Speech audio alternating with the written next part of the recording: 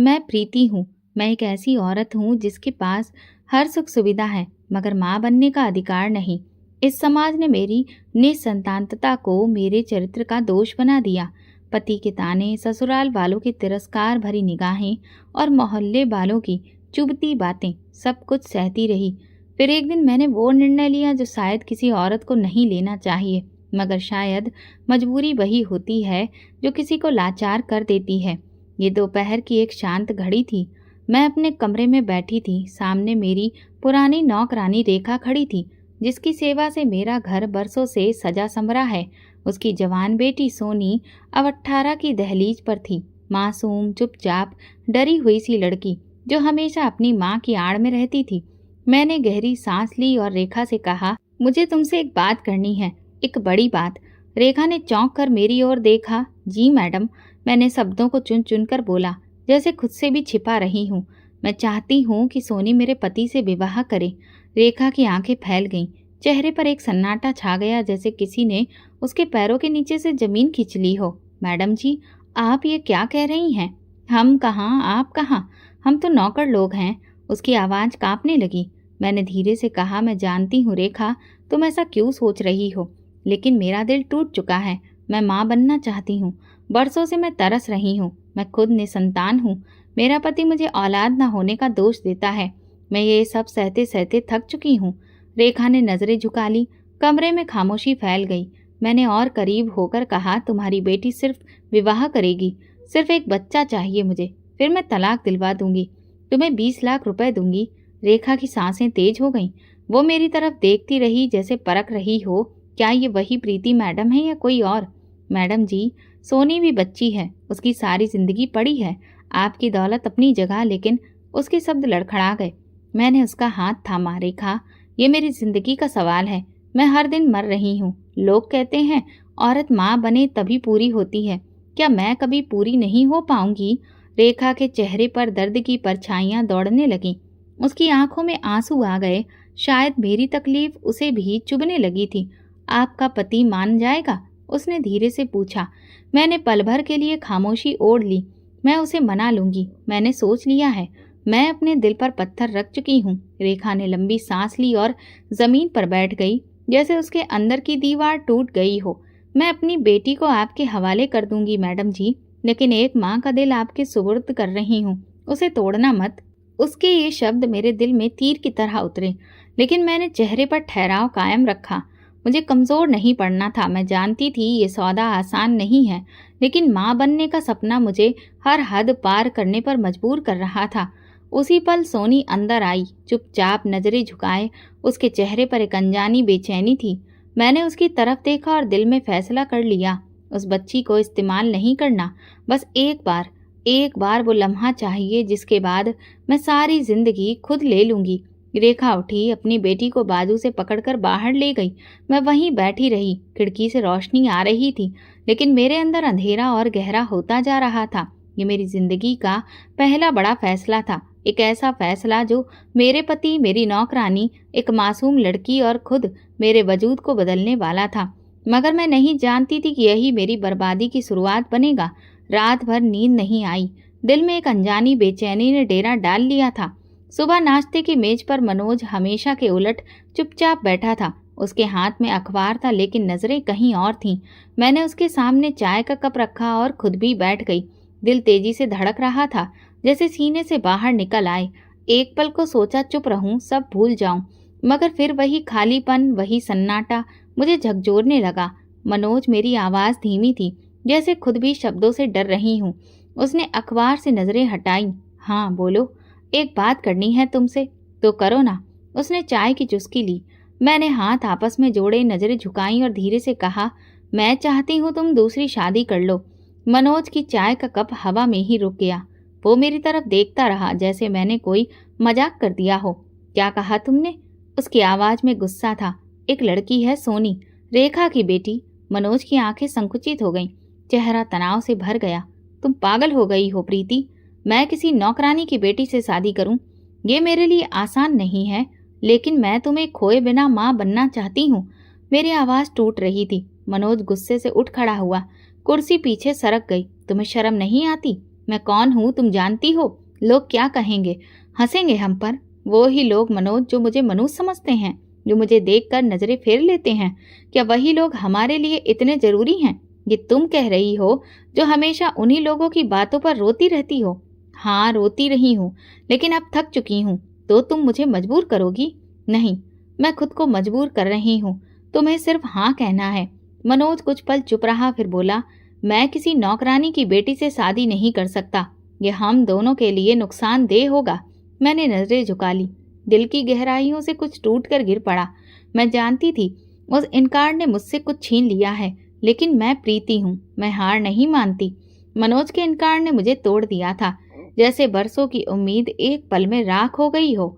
मैंने सोचा था शायद मेरी तड़प उसका दिल पिघला देगी, लेकिन वो तो अपने घमंड में कैद निकला। मैं सारी रात कमरे में टहलती रही, कभी खिड़की से बाहर झांकती तो कभी खुद से उलझती। सुबह सूरज निकला, लेकिन मेरे लिए कोई रोशनी नहीं लाया। अंधेरा जो दिल में बस चुका था अब बर्दाश्त नहीं होता था। मैं आईने के सामने खड़ी खुद को देखती रही। बाल बिखरे हुए, आंखों के चारों ओर काले घेरे, चेहरे पर एक टूटी हुई स्त्री की परछाई। और फिर मैंने एक निर्णय ले लिया।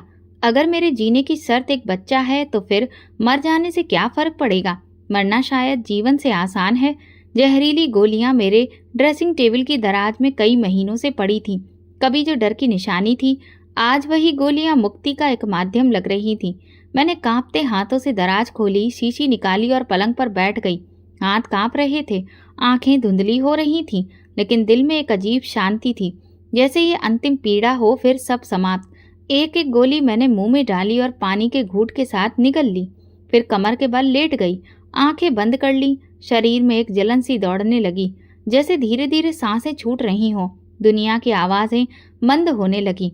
दूर से मनोज की आवाज सुनाई दी, जैसे सपने में किसी ने पुकारा हो। दरवाजा जोर से खुला। मैं बस इतना सुन पाई, प्रीति, ये क्या कर लिया तुमने? मनोज ने मुझे बाहों में उठाया। मेरी सांसें धीमी हो रही थीं, लेकिन मैं पूरी कोशिश से उसकी आवाज को सुनने लगी। वो घबरा रहा था, परेशान हो रहा था। कार में डालकर मुझे अस्पताल ले गया।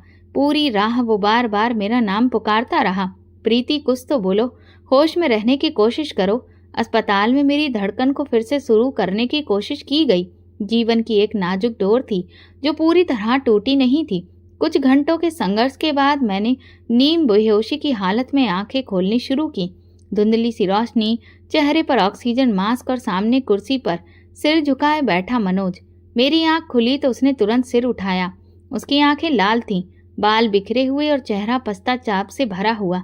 उसने मेरा हाथ थामा। प्रीति, मैं नहीं चाहता था ये सब हो। तुम्हें कुछ हो जाता तो मैं मर जाता। मैंने बड़ी मुश्किल से आवाज निकाली, तुम्हें क्या फर्क पड़ता? तुम्हें तो संतान चाहिए, ना कि मैं। मनोज ने आंखें बंद कर ली, जैसे मेरे शब्द उसे चुभ गए हों। नहीं, मुझे तुम चाहिए, सिर्फ तुम। मैं पागल हो गया था, गुस्से में, अपने अहम में। लेकिन जब तुम्हें खोने का ख्याल आया तो ऐसा लगा जैसे जमीन खिसक गई हो मेरे नीचे से। मैंने धीरे से कहा, अगर मेरी जिंदगी से इतनी मोहब्बत है तो फिर मेरी इच्छा क्यों नहीं समझते? मैं समझता हूँ प्रीति, अब समझता हूँ। उसकी आवाज में नरमी थी, एक टूटे हुए इंसान की। आज मैंने उसकी तरफ देखा। तो क्या तुम शादी करोगे सोनी से? वो कुछ देर चुप रहा, नजरें मेरे चेहरे से हटा ली और खिड़की की ओर देखने लगा। फिर धीरे से बोला, अगर ये तुम्हारे जीने की शर्त है तो हाँ, मैं मानता हूँ। मेरी आंखों से आंसू बहने लगे। सच कहूँ, मुझे उसकी रजामंदी सुनकर खुशी नहीं हुई, बस एक सुकून मिला। घर का माहौल खामोश था, मगर उस खामोशी में एक बोझ लटका हुआ था। वो दिन आ चुका था जिसका ख्याल भी मुझे कभी मंजूर नहीं था, और अब मैंने खुद ही उसे हकीकत बना दिया था। सोनी की शादी मेरे पति मनोज से हो चुकी थी। एक विवाह जिसे मैंने खुद अपने हाथों से मुमकिन बनाया, अपने दिल पर पत्थर रखकर एक सपने को पूरा करने के लिए। विवाह की रस्में बेहद सादा थीं। कुछ गवाह रेखा की आंखों में बेचैनी, सोनी का सहमा और खामोश हुआ चेहरा। सोनी और मनोज का एक सपाट चेहरा, जैसे वो अपने आप से नजरें चुरा रहा हो। विवाह के वक्त मनोज को देख मेरी सांस जैसे थम गई। मेरे पति को किसी और के साथ देखना एक ऐसा पल था जो शायद उम्र भर मेरी आंखों में घूमता रहेगा। शाम को सब चले गए। सोनी का जोड़ा अब उसकी खामोशी में दफन हो चुका था। रेखा उसे मेरे पुराने कमरे में छोड़कर चली गई। मैंने खुद को अपने कमरे में बंद कर लिया। दिल में एक अजीब शोर था, जैसे कोई चिल्ला रहा हो कि ये सब गलत है। मगर मैंने खुद को समझाया, ये बलिदान है, ये सिर्फ एक कदम है माँ बनने की ओर। मैंने तकिए में मुंह छुपाकर खुद को खामोशी से रोने दिया। रात का हर पल पीड़ा में बीता। सन्नाटा दीवारों से टकराकर लौटता रहा। कमरे में घड़ी की टिक टिक दिल पर हथौड़े की तरह लग रही थी। मैंने खुद को दोष दिया, खुद को दिलासा दिया और खुद ही खुद से लड़ती रही। सुबह की हल्की रोशनी में मैंने खुद को आईने के सामने खड़ा पाया। आंखों के चारों ओर काले घेरे और चेहरे पर मासूमियत। मैं अब वो प्रीति नहीं रही थी जो कभी जीवन से भरपूर थी। मैं अब एक खाली स्त्री थी जो एक बच्चे की आस में सब कुछ दांव पर लगा चुकी थी। नाश्ते की मेज सजी हुई थी, मगर मेरी भूख कहीं खो चुकी थी। रेखा ने नजरें चुराई। शायद उसे भी समझ नहीं आ रहा था कि क्या कहना है। मैंने एक लंबी सांस ली और उठकर उस कमरे की ओर चल पड़ी जहां सोनी अब पत्नी कहलाने लगी थी। दरवाजे पर दस्तक दी। अंदर से धीमी आवाज आई, आइए। मैंने दरवाजा खोला। सोनी कालीन पर बैठी थी, गोद में चादर, बाल खुले और नजरें जमीन पर। कमरे का माहौल किसी बोझ से भरा हुआ था, जैसे कुछ हुआ ही ना हो या शायद बहुत कुछ हो चुका हो। मैं धीरे धीरे उसके पास बैठ गई। कुछ पल खामोशी में बीते, फिर मैंने नरमी से पूछा, रात कैसी गुजरी? सोनी ने नजरें उठाईं। उसकी आंखों में नींद कम और सवाल ज्यादा थे। उसके होंठ हिले। साहब ने कुछ नहीं कहा, हाथ भी नहीं लगाया। मैं कालीन पर सो गई। मेरी सांस जैसे एक पल को थम गई। दिल की गहराइयों में कुछ टूट कर गिरा। ये वो जवाब नहीं था जिसकी मुझे उम्मीद थी, या शायद मैं सुनना ही नहीं चाहती थी। मैंने होंठ सख्ती से भींचे और सिर झुका लिया। उसने कुछ नहीं कहा, कुछ भी नहीं। मैंने धीमे से दोहराया, खुद को यकीन दिलाने के लिए, नहीं दीदी जी। वो बस चुपचाप लेटे रहे, फिर उठकर दूसरे कमरे में चले गए। सोनी की आवाज़ बेरंग थी, जैसे वो खुद को भी नहीं जानती थी कि ये सब क्या था। मैं उठ खड़ी हुई। कदम जैसे जमीन पर भारी पड़ रहे थे। एक अजीब गुस्से, दुख और उलझन ने मेरे दिल में चोट मारी। दरवाज़ा बंद करके मैं बाहर निकली। रेखा मेरी तरफ बढ़ी, कुछ कहना चाहा, मगर मेरे चेहरे को देखकर खामोश हो गई। मैं अपने कमरे में वापस आई और दरवाज़ा अंदर से बंद कर लिया। कमरे की खामोशियां अब शोर में बदल चुकी थीं। मेरे अंदर कुछ खौल रहा था, जैसे कोई लावा जो फूटने ही वाला हो। सोनी की बातों ने मेरे दिल पर वो चोट मारी थी जिसका दर्द मेरी हड्डियों तक उतर गया था। जिस बलिदान की नींव पर ये सब किया, वो अगर पहला ही कदम ना उठा सके तो आगे क्या बचेगा? ये सब क्या था? कोई खेल, या सिर्फ मेरे घाव पर नमक छिड़कने का एक नया तरीका? सुबह का वक्त था। मनोज नाश्ता कर रहा था, जैसे कि कुछ हुआ ही ना हो, जैसे कल रात उसने किसी लड़की से विवाह नहीं किया, जैसे कोई बदलाव आया ही ना ही हो। वो खामोश था, नाश्ता कर रहा था और अखबार पर नजरें गड़ाए बैठा था। मैंने उसकी ओर देखा और मुझे उसके चेहरे पर वो ऊब, वो अरुचि दिखाई दी जो किसी जबरदस्ती के निर्णय को ढो रहे व्यक्ति के चेहरे पर होती है। मैं खामोशी से उसके सामने जा खड़ी हुई और आवाज दी, मनोज। वो अखबार से नजरें हटाकर मेरी ओर देखने लगा। मैं पूछना चाहती हूँ, रात तुमने सोनी के साथ कुछ? मेरी आवाज मेरे हलक में ही अटक गई। मनोज ने फौरन नजरें चुराई। क्या मतलब तुम्हारा? मैंने कदम आगे बढ़ाया। साफ बात करो, तुमने उसे उसका अधिकार क्यों नहीं दिया? एक पल जैसे ठहर गया। उसका चेहरा तन गया, जैसे किसी ने उसकी बेरुखी को उजागर कर दिया हो। प्रीति, तुम्हें शर्म नहीं आती? ये सवाल पूछते हुए। शर्म? मैं हंसी, एक कड़वी घायल हंसी। शर्म तो उसे आनी चाहिए जो विवाह करके अपनी पत्नी को कालीन पर सोने दे। मनोज ने कुर्सी पीछे खींची और खड़ा हो गया। वो कम उम्र लड़की है, 18 साल की, समझी तुम? वो तुम्हारे बराबर की औरत नहीं। मैं 40 साल का आदमी हूँ, वो अभी जवान भी नहीं हुई ठीक से। ये तुम्हें उस वक्त याद क्यों नहीं आया जब तुमने उससे शादी की? उस वक्त तो तुम्हारी जुबान पर कोई आपत्ति नहीं थी। वो शादी तुम्हारे कहने पर हुई। प्रीति, तुम्हारी जिद पर, तुम्हारी जान लेने की कोशिश, तुम्हारी जिद्दी इच्छा, अब उसका नतीजा मेरे सिर क्यों डाल रही हो? मैं एक कदम और आगे बढ़ी, चेहरा उसके बिल्कुल पास ले जाकर बोली, मनोज, मैंने तुम्हें मजबूर किया। हाँ, क्योंकि मुझे बच्चा चाहिए, मुझे सिर्फ बच्चा चाहिए। मनोज का चेहरा गुस्से से लाल हो गया। उसने हाथ की मुट्ठी बंद कर ली, जैसे कि वो खुद को रोक रहा हो। तुम इतनी निर्दयी हो चुकी हो, एक लड़की को सिर्फ एक कोख समझती हो, इंसान नहीं। हाँ, मैं निर्दयी हो चुकी हूँ, क्योंकि दया से कुछ नहीं मिला। सालों की निसंतानता, तुम्हारे ताने, लोगों की नफरत, समाज की बातें, इन सब ने मेरे अंदर की औरत को खत्म कर दिया। वो मेरी तरफ घूरता रहा, जैसे मेरे अंदर कोई अजनबी स्त्री खड़ी हो। तुमने सोचा भी है, अगर कल वो लड़की गर्भवती नहीं हुई, अगर वो बांझ निकली, तब क्या करोगी? तब की तब देखी जाएगी। लेकिन अभी तुम उसके करीब जाओ, उसे उसका अधिकार दो, वरना सब कुछ बेकार है। और अगर मैं नहीं गया तो फिर बताओ, तुमने हाँ क्यों की थी? क्यों मुझे अस्पताल से जीवित घर लाए थे? क्यों मेरे हाथ थामे थे कि मेरी जान बचाओगे? क्या ये सब झूठ था? मनोज चुप हो गया। उसके चेहरे पर पछतावा भी था, गुस्सा भी और शायद डर भी। मैं जानती थी उसके लिए ये आसान नहीं था, लेकिन मैं अब कोमलता की कोई गुंजाइश नहीं छोड़ चुकी थी।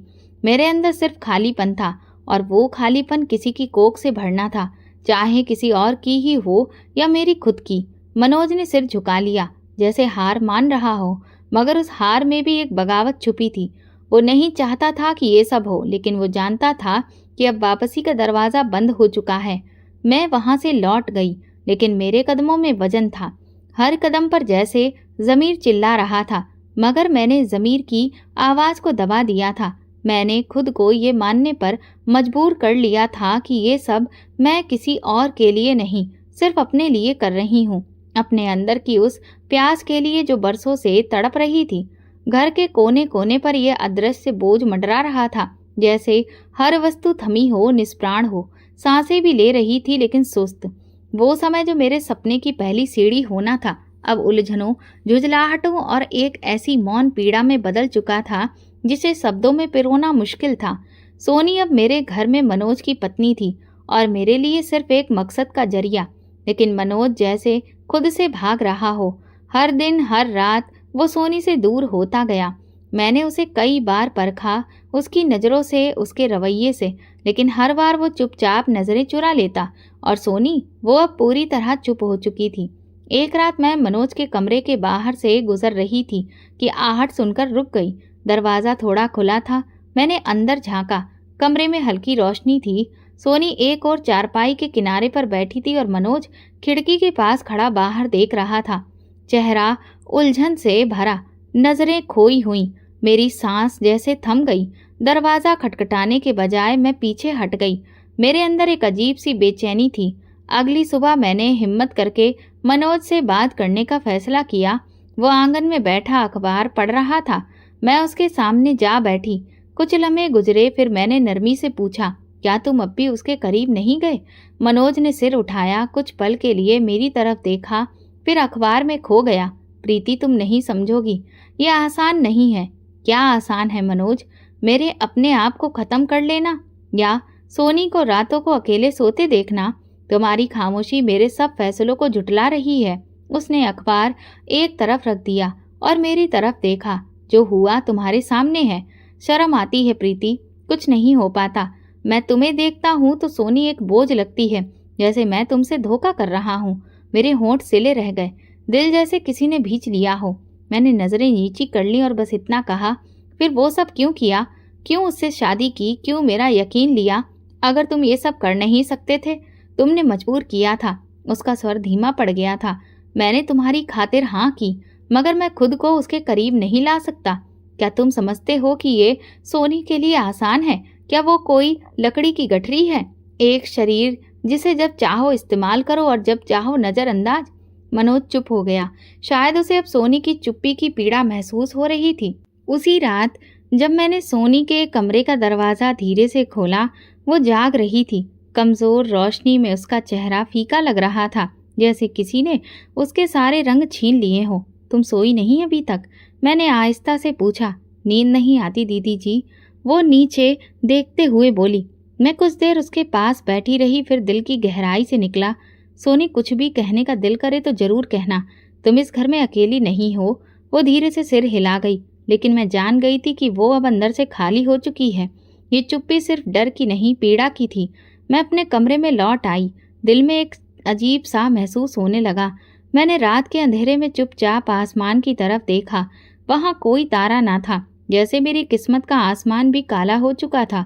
और उन्हीं खामोश रातों में मैंने सोचना शुरू किया कि शायद मेरी किस्मत में माँ बनना लिखा ही नहीं, या शायद मेरी कोशिशें अभी भी अधूरी हैं।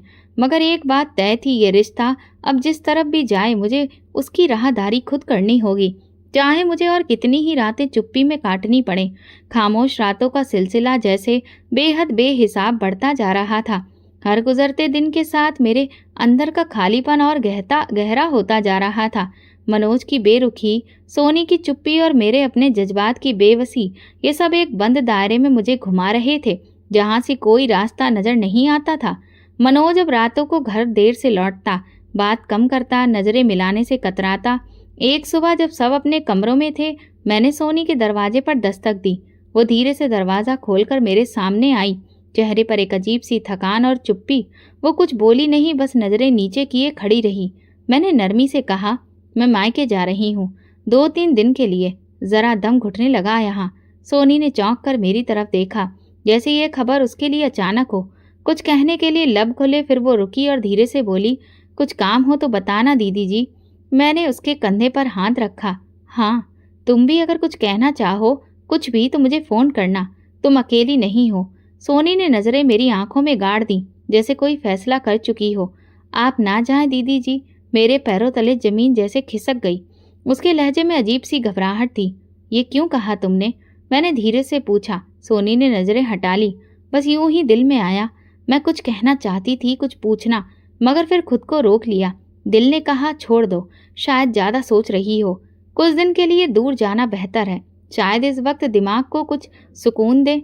मैंने अपना सामान पैक किया, मनोज को एक संदेश भेजा, 2 दिन के लिए मायके जा रही हूँ। जवाब आया भी तो सिर्फ ठीक है, ख्याल रखना। गाड़ी में बैठते वक्त घर की दीवारें कुछ और ही लगने लगी, जैसे पीछे कुछ अधूरा छोड़कर जा रही हूँ। सोनी का चेहरा आंखों में घूम रहा था, उसकी आंखों की नमी, उसकी आवाज की कांपती लय और वो आखिरी वाक्य, अभी मत जाओ, घूम रहा था। ये वाक्य मेरे मन में ऐसे चिपक गया जैसे सदियों पुराना कोई सपना, जो जागते में भी पीछा न छोड़े। माँ के घर आकर भी मैं चैन से ना रह सकी। अम्मा बार बार पूछती, ठीक हो ना, क्या हुआ है? और मैं हर बार झूठ बोलती, सब ठीक है, बस थोड़ी थकान है। मेरे हाथों में चाय का कप था और दिमाग में सोनी। उसकी आंखें मेरे दिल दिमाग में तस्वीरों की तरह छिपी थीं। 2 दिन गुजर गए। मैंने खुद को समझाया कि ये वक्त शायद बेहतर है। शायद सोनी और मनोज इस दौरान एक दूसरे के करीब आ जाएं। शायद मेरी गैर मौजूदगी उनके बीच की दीवार गिरा दे। मगर दिल की गहराइयों में एक उलझन थी, जो हर पल और भी ज्यादा गहरी होती जा रही थी। तीसरे दिन शाम को सोनी का कोई संदेश न आया। रेखा ने भी संपर्क नहीं किया। मैंने फोन उठाया, नंबर मिलाया, मगर कॉल उठाई न गई। दिल में हल्का सा डर बैठ गया। मैंने अगली कॉल मनोज को की। इस बार उसने तुरंत फोन उठा लिया। सब ठीक है? मैंने जल्दी से पूछा। हाँ, सब ठीक है, तुम चिंता मत करो। मनोज की आवाज में वही सपाट लहजा था, जैसे कुछ छुपाने की कोशिश कर रहा हो। मैंने सोनी के बारे में पूछना चाहा, मगर उसने बात का रुख बदल दिया। तुम कब वापस आ रही हो? कल सुबह, मैंने जवाब दिया, मगर दिल में एक तूफान उठ चुका था। वो रात बहुत लंबी थी, नींद आंखों से मीलों दूर थी। मैं नहीं जानती थी मेरी गैर मौजूदगी में क्या हो चुका है, लेकिन इतना यकीन था कि कुछ तो ऐसा है जो मेरी वापसी का इंतजार कर रहा है, कुछ जो मुझे झंझोड़ कर रख देगा, कुछ जो शायद सब कुछ बदल देगा।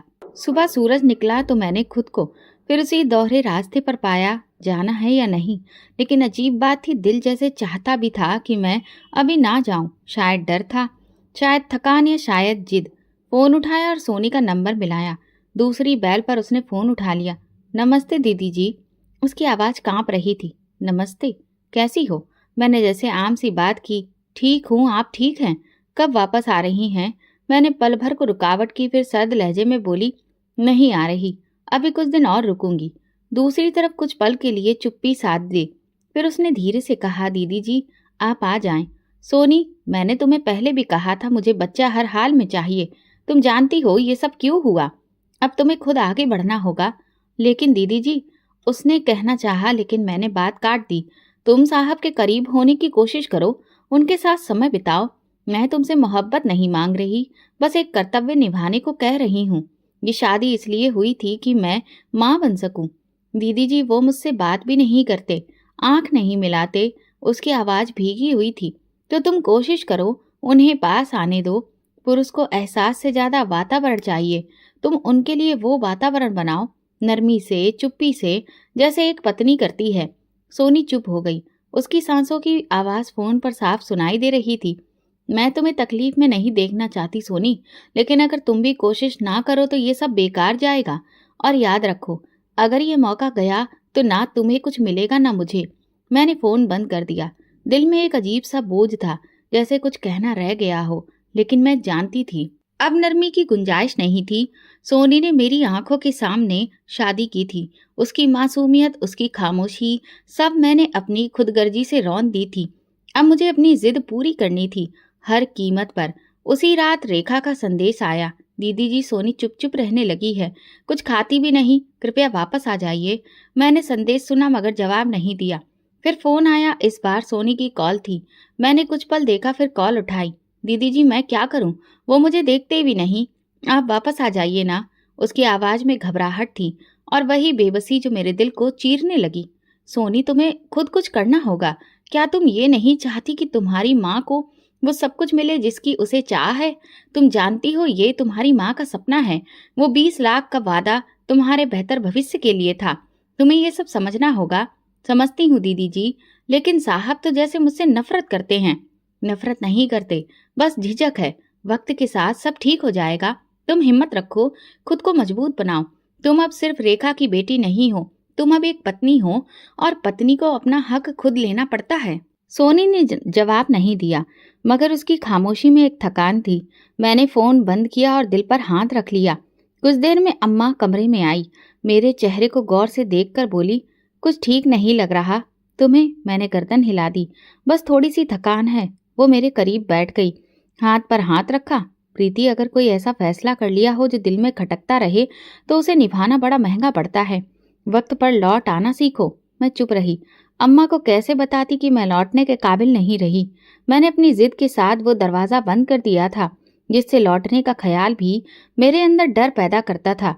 उसी रात सोने से पहले मैंने दिल में एक दुआ की कि या तो सोनी मेरे सपने को सच कर दे, या वक्त मुझे इतना पत्थर दिल बना दे कि मैं सोनी के आंसू देखकर भी आंखें ना झपकाऊं। एक दिन माँ बाहर गई थी और मैं कमरे में अकेली बैठी थी। एक पुराना एल्बम निकाला, तस्वीरें पलटते पलटते हाथ रुक गया, आंखें ठहर गई। एक तस्वीर थी जिसमें मैं सफेद जोड़े में बैठी थी, हाथों में मेहंदी और चेहरे पर वो मासूम चमक जो नई नवेली दुल्हन की होती है। उस वक्त मुझे नहीं मालूम था कि शादी के बाद एक दिन मेरी सबसे बड़ी पहचान यही बनेगी, बांझ। तस्वीर को हाथ से नीचे रखते ही जहन की स्क्रीन पर वो पल उभरने लगा जो आज तक मेरे अंदर जिंदा थे। वो दिन जब हमने शादी के बाद 1 साल पूरा किया था। अम्मा की आंखों में उम्मीद थी, ससुराल की औरतों के चेहरों पर बेसब्री और मेरे अंदर एक अनजाना डर। जब 1 साल बाद भी खुशखबरी नहीं आई तो लोगों के अंदाज बदलने लगे, ताने तीखे होने लगे। पहले तो बस सवाल होते थे, क्या खबर नहीं आई? फिर ताने बनने लगे, अच्छी भली लड़की है। और फिर कानाफूसी होने लगी, किसी किसी के नसीब में संतान नहीं होती। मोहल्ले की औरतें जब गर्भवती होती तो मेरे घर का रास्ता बदल लेती। एक बार एक औरत के बच्चे की पैदाइश हुई तो उसकी सास ने मुझे फंक्शन में नहीं बुलाया। वजह ये कि कुछ औरतों की परछाई बच्चे पर भारी पड़ती है। मैंने उस दिन आईने के सामने खड़े होकर खुद को देखा। कोई निशान, कोई दाग तो नहीं था मेरे चेहरे पर। फिर ये मनुष्यत क्यों जुड़ी थी मुझसे? मैंने मनोज को बताया। आंखों में नमी थी, आवाज भीग रही थी। मुझे लोग मनोज कहते हैं। मनोज, तुम्हें भी शर्मिंदगी होती होगी मेरी वजह से। वो हंसा नहीं, न रुका। वो बस सीधा सा जवाब दिया, शर्मिंदगी की बात है प्रीति, ये वो रात थी जब मैं पूरी तरह टूट गई थी। सोफे पर, जमीन पर, बिस्तर पर, जहां जगह मिली आंसू बहाए। मैं किस पाप की सजा भुगत रही हूँ। उसके बाद एक दवाइयों का सिलसिला शुरू हुआ। इलाज, टेस्ट, सब आजमाया। हर माह एक नया सपना, हर माह एक नई उम्मीद और हर महीने एक नई मायूसी। मेरी पूरी जिंदगी एक कैलेंडर में कैद हो गई थी जिसमें दिन नहीं, सिर्फ उम्मीदें और इनकार दर्ज थे। एक दिन मनोज ने मुझे दवा की पर्ची लाकर दी और साथ ही तंज किया, शायद ये आखिरी कोशिश हो, इसके बाद तुम्हें मान लेना चाहिए कि तुमसे नहीं हो सकता। मैंने वो पर्ची फाड़ दी थी। उस दिन आंखों में आंसू थे। मैंने सोनी से शादी इसलिए करवाई थी कि शायद वक्त, तकदीर सब मिलकर वो दरवाज़ा खोल दे जो बरसों से बंद था। लेकिन अब लग रहा था वो दरवाज़ा एक और कैद की तरफ खुल गया है। मेरे अंदर एक शोर था, लेकिन बाहर मुकम्मल खामोशी।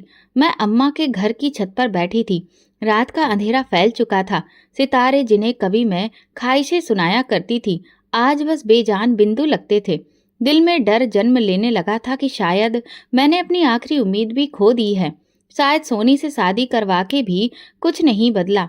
शायद वो भी इसे खाली गोद का हिस्सा बन जाएगी, जिसे मैं भरने के लिए सब कुछ कुर्बान कर चुकी हूँ।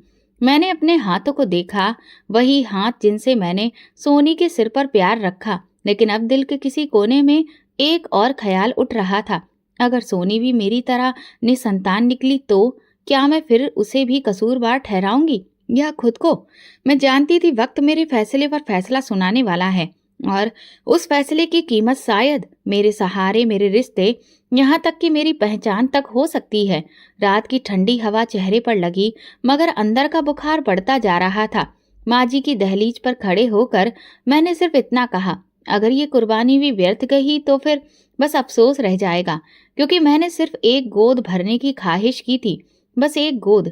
अतीत की दहलीज पर बैठी मैं अभी ये सब सोच रही थी।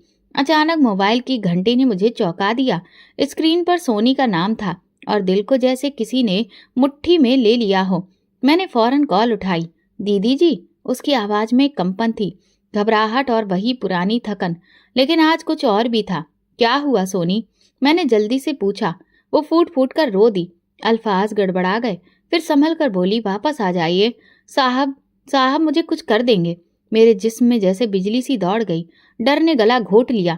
क्या किया उसने? क्या किया मनोज ने? बस आप आ जाइए। मैं नहीं जानती वो क्या चाहता है।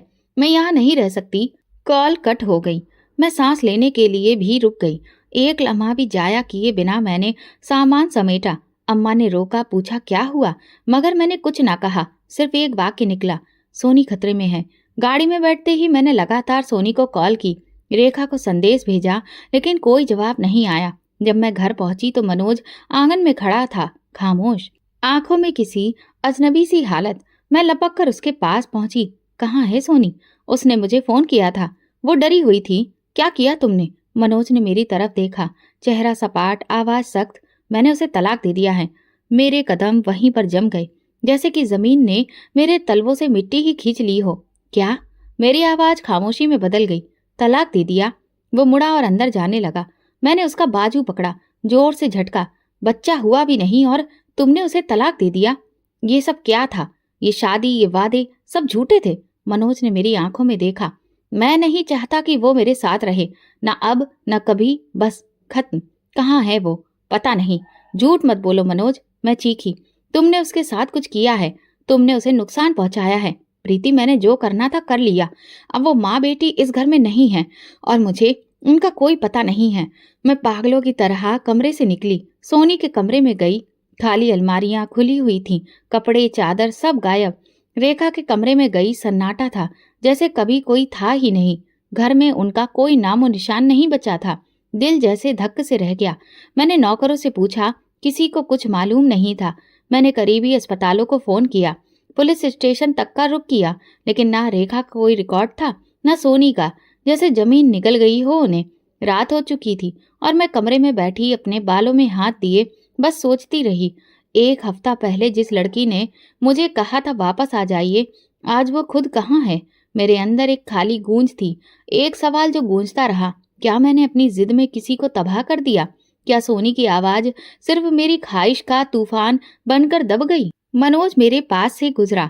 मैंने उसका रास्ता रोक लिया। तुमने कहाँ भेजा उन्हें? रेखा और सोनी को कहाँ छुपाया है? वो लम्हा भर को रुका, फिर धीरे से कहा, प्रीति, तुमने मुझे मजबूर किया था। अब जो हुआ उसकी जिम्मेदारी भी तुम पर ही है। मैं पीछे हट गई। दिल में एक खौफ था, एक खालीपन और एक पछतावा जो जख्म की तरह ताजा था। वक्त गुजरता रहा, लेकिन ना सोनी का कोई सुराग मिला, न रेखा की कोई खबर आई। मैं रोज उनकी गुमशुदगी की खबर अखबार में तलाशती, कभी सोशल मीडिया पर तस्वीरें पोस्ट करती, कभी मोहल्ले वालों से पूछताछ करती, लेकिन सब बेकार। घर में मनोज ने इस बात को हमेशा के लिए बंद कर दिया था। वो इस बारे में बात भी नहीं करता था, और अगर मैं कुछ कहती तो बस ये खामोश निगाह डालकर कमरा छोड़ देता। वो खालीपन जो मैंने बरसों पहले महसूस किया था, सोनी की चीख, उसका डरा हुआ लहजा, वो आखिरी कॉल, सब रोज रात को मेरे कानों में गूंजते। चंद महीने गुजर चुके थे। मैं अक्सर बीमार रहने लगी थी। दिल दबाव और जिस्म जैसे बोझ तले दबे हुए थे। एक दिन बुखार इतना बढ़ गया कि अम्मा ने मुझे जबरदस्ती अस्पताल ले जाने पर मजबूर कर दिया। मैं हिचकिचाती रही, लेकिन जिस्म ने भी शायद हार मान ली थी। अस्पताल में दवाओं की बू, सफेद दीवारें, सफेद टाइलों की जमीन। मुझे एक कमरे में बिठाया गया। नर्स ने दवा दी और पर्ची लेकर मैं दवा खाने की तरफ बढ़ने लगी। वहां एक मोड़ था जहां से दवा खाना गुजरता था। मैं जैसे ही मुड़ी, अचानक मेरी नजर एक साए पर पड़ी। वो मनोज था।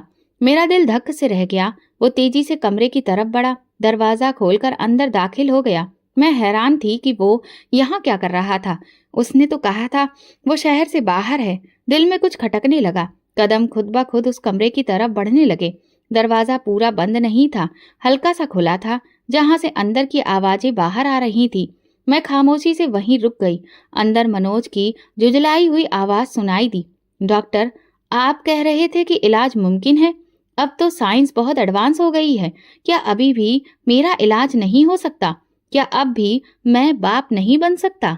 मेरे हाथ से पर्ची छूटकर जमीन पर गिरी, लेकिन मैं हिली नहीं। अंदर से डॉक्टर की थकी हुई आवाज सुनाई दी। मैंने तुम्हें पहले भी बताया था मनोज, कुछ चीजें बहुत मुश्किल होती हैं। तुम्हें अपना राज किसी को नहीं बताना चाहिए था। मनोज का लहजा बुलंद हो गया। मैं क्या करता? मेरी बीबी को बच्चे चाहिए। मैं तो खुद बांझ हूं और वो रोज खुद को कोसती है। मेरी मदद करने के नाम पर एक झूठा रिश्ता पाल रही है। एक लम्हे को जैसे कमरा घूम गया। मैं दीवार से टेक लगाकर खड़ी रही। आंखें खुली थी, लेकिन मंजर धुंधला गया था। मनोज बांझ था। मेरे जहन में वो तमाम साल गूंजने लगे जब उसने मुझे ताने दिए थे, मेरे वजूद पर शक किया था, लोगों के सामने मुझे शर्मिंदा किया था। उस वक्त भी जब मैं रो रो कर कहती थी काश मैं माँ बन सकती, और वो खामोश बैठा रहता, जैसे मैं ही सारी इस गलती की जड़ हूँ। मेरी सांस अटकने लगी। मैं वहां से पीछे हटी, तेज तेज कदमों से चलती हुई वहां से बाहर निकली। मेरे पैरों के नीचे से जमीन निकल चुकी थी। बाहर आकर मैंने एक बेंच पर बैठने की कोशिश की, लेकिन वजूद साथ ना दे सका। मैं वहीं जमीन पर बैठ गई। लोग आ जा रहे थे, लेकिन मुझे किसी की परवाह नहीं थी। मनोज बांझ था। ये वो राज था जो उसने बरसों से छुपा रखा था, एक ऐसा सच जिसने मेरी जिंदगी को जहन्नुम में झोंक दिया था। मैंने सोनी को शादी के लिए मजबूर किया, खुद को तोड़ा, अपनी इज्जत, मासूम लड़की की मासूमियत, सब दांव पर लगा दिया। और जिसके लिए ये सब किया, वो तो खुद औलाद पैदा करने के काबिल ही नहीं था। मेरे दिल में एक चीख उठी, लेकिन मैंने लबों पर हाथ रख लिया। मुझे अस्पताल की सर्द हवाएं काटने लगीं और एक एक लम्हा मुझे मेरे ही फैसलों की लाशें दिखाने लगा। मैं वहां बहुत देर बैठी रही, फिर चुपचाप गाड़ी में आकर बैठी और ड्राइवर को घर चलने का कहा। रास्ते में कोई बात ना की, बस मनोज के अल्फाज गूंजते रहे। मैं खुद बांझ हूँ। ये राज सिर्फ राज नहीं, जख्म बन चुका था। ऐसा जख्म जो बरसों से मेरे अंदर लहू करता रहा, मगर जिसका दर्द अब जाकर समझ आया। घर पहुंचकर मैं सीधा अपने कमरे में गई। आईना देखा, अपने आप से सवाल किया, क्या मैं वाकई वो औरत हूँ जो बरसों से खुद को इल्जाम देती आई, या मैं सिर्फ उस आदमी का अक्स थी जिसने अपनी कमजोरी मुझ पर थोप कर खुद को मर्द समझा। वो रात खामोशी में नहीं, सच्चाई की दहाड़ में गुजरी, और मुझे अब यकीन था मेरी जिंदगी का सबसे बड़ा धोखा मेरे सबसे करीब वाले ने दिया था। दरवाजा खुला तो कमरे की रोशनी एक लम्हे को चुभने लगी। मैं वही थी, वही प्रीति, लेकिन अब मेरे अंदर कुछ भी वैसा नहीं था। कदम थके हुए थे, लेकिन अंदर जो तूफान उठ रहा था वो फटने के करीब था। मेरे दिल में एक ही सवाल, एक ही चीख, एक ही जख्म बार बार तेज हो रहा था। अगर वो खुद बांझ था तो फिर उसने मेरे वजूद को क्यों रौंद डाला? मनोज लॉन्च में बैठा था, जैसे किसी और दुनिया का बंदा हो। मैं खामोशी से उसके सामने जाकर खड़ी हो गई। उसने सर उठाया, लेकिन मेरी आंखों में कुछ देखकर नजरें झुका ली। मैंने एक जुमला कहा, सीधा, कड़ा और चुभता हुआ, जब तुम ही बांझ थे तो मेरी जिंदगी बर्बाद क्यों की? मनोज की सांस अटकी, जैसे ये सवाल नहीं सजा हो। वो सर झुकाए रहा, कुछ न बोला। शायद उसके पास कहने को कुछ बचा ही नहीं था, या शायद उसकी खामोशी में ही सच का इनकार छुपा था। मुझे उसकी नजरें देखकर सब मालूम हो चुका था। खामोशी गूंजने लगी, दीवारें जैसे ताना दे रही थीं। मैं मुड़ी और कमरे से निकल गई। आंगन में पहुंचकर मैंने आसमान की तरफ देखा। अचानक दरवाजे की तरफ से आहट हुई। पुराने चौकीदार ने आकर नमस्कार किया। उसकी आंखों में कुछ हिचकिचाहट थी। जैसे कि वो कुछ कहना चाहता हो, मगर जुबान साथ नहीं दे रही थी। मैंने उसे बैठने का इशारा किया। क्या बात है? उसने नजरें झुकाई और आहिस्ता से बोला, दीदी जी, एक बात दिल में बहुत दिनों से थी, अब शायद कहना जरूरी हो गया है। मैंने उसे गौर से देखा। वो बूढ़ा शख्स जिसने बरसों मेरा दरवाजा खोला, मेरे दुख सहे, मेरी खामोशी देखी, आज वो कुछ ऐसा कहने जा रहा था जो सब कुछ बदल सकता था। जिस दिन सोनी चली गई, उस दिन मैंने साहब को देखा था। वो एक अजनबी आदमी को लेकर सोनी के कमरे की तरफ गए थे। मुझे लगा शायद कोई रिश्तेदार है, लेकिन जब रात को चीख सुनाई दी, मैं दौड़कर गया तो सोनी का दरवाजा खुला था। वो जमीन पर बैठी रो रही थी और वो आदमी जल्दी से निकलकर चला गया। मेरी आंखों में वहशियत उतरने लगी। नजरें उठाई, साहब ने उसे चुप करवाया और दूसरे दिन रेखा को बुलाकर कहने लगे, इस शहर से चली जाओ, और उसे तलाक दे दिया। साथ ही पैसे दिए और एक धमकी भी, अगर दीदी जी को कुछ मालूम हुआ तो तुम दोनों पर चोरी का इल्जाम लगवा दूंगा। मेरे अंदर जैसे सांस टूटने लगी, लब सिले रहे और दिल जैसे किसी ने निचोड़ दिया हो। वो चीख जो बरसों से दबाई थी, आज वो अंदर से उठ रही थी। मैंने दीवार का सहारा लिया और धीरे से बैठ गई। चौकीदार खामोश खड़ा था, जैसे गवाही दे रहा हो एक ऐसे गुनाह की जो उसने नहीं किया, लेकिन देखा जरूर था। तुमने पहले क्यों नहीं बताया? मेरी आवाज गले में फंस गई थी। डर गया था दीदी जी, साहब बहुत कुछ कर सकते थे और आप तो पहले ही गम में थी। मैंने चौकीदार को जाने का इशारा किया। वो धीरे धीरे पीछे हटता गया और दरवाजा बंद कर गया। अब कमरे में सिर्फ मैं थी और सच, एक ऐसा सच जो मेरी हर कोशिश को जलाकर राख कर चुका था। मनोज ने सिर्फ मुझे झूठ में नहीं रखा, उसने एक मासूम लड़की को इस्तेमाल करना चाहा, उसकी इज्जत को खराब करने की कोशिश की, और जब वो चीख उठी तो तलाक देकर सब कुछ छुपा दिया। मैं उठकर मनोज के कमरे में गई। वो वहां नहीं था, शायद मेरे सवाल से बचने के लिए निकल चुका था। मैंने कमरे के आईने में खुद को देखा। अब मैं वो औरत नहीं थी जो बच्चा मांगती थी। अब मैं वो औरत थी जिसने सच्चाई के बदले अपना सब कुछ खो दिया था। मेरे कानों में उसकी आखिरी आवाज गूंज रही थी, दीदी जी आप वापस आ जाइए। और अब समझ आया वो क्यों कहती थी, क्योंकि उसने वो देखा जो मैं ना देख सकी। उसने वो सहा जो मैं सहने का सोच भी नहीं सकती थी। वो रात मेरे लिए कयामत बन गई। अब कुछ बाकी नहीं था, न ख्वाब, न रिश्ता, न ख्वाहिश, बस एक सच जो हमेशा मेरे साथ रहेगा। मैंने आसमान की तरफ देखा और दिल ही दिल में कहा, काश तुमने पहले बताया होता। मनोज, मैं सिर्फ माँ बनना चाहती थी, मगर तुमने मुझे वो दुख दिया जो किसी कातिल को भी ना मिले। और यूं कहानी खत्म नहीं हुई। सच ने एक खून खौलाया, एक ऐसी औरत के अंदर जो अब खामोश नहीं रहेगी। इस कहानी से हमें ये सबक मिलता है कि जुल्म सिर्फ शारीरिक नहीं होता, कभी कभी खामोश झूठ भी एक पूरी जिंदगी बर्बाद कर देता है। औलाद की ख्वाहिश में इज्जत, रिश्ते और इंसानियत बर्बाद ना करें। हर दुख की जड़ सिर्फ औरत नहीं, सच को जानने की हिम्मत हर रिश्ते को बचा सकती है। दोस्तों, अगर आपको हमारी कहानी पसंद आई हो तो कमेंट करके ज़रूर बताएं। वीडियो को लाइक करें और ज़्यादा से ज़्यादा शेयर करें। अगर आप चैनल पर नए हैं तो सब्सक्राइब जरूर करें और नोटिफिकेशन बेल दबाएं ताकि अगली अपडेट सबसे पहले आपको मिले। धन्यवाद।